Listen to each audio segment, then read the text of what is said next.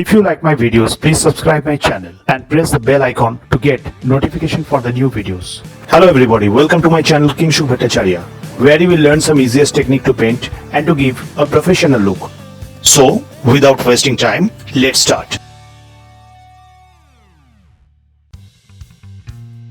To understand any medium, we need to first understand the behavior or the character of that particular medium.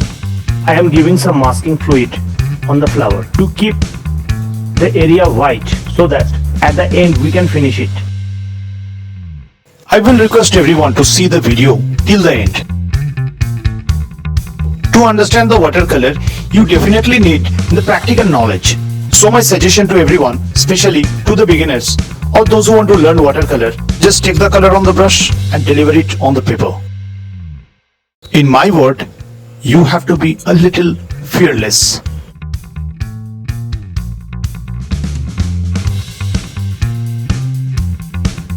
I'm just deliberately putting the color with some water.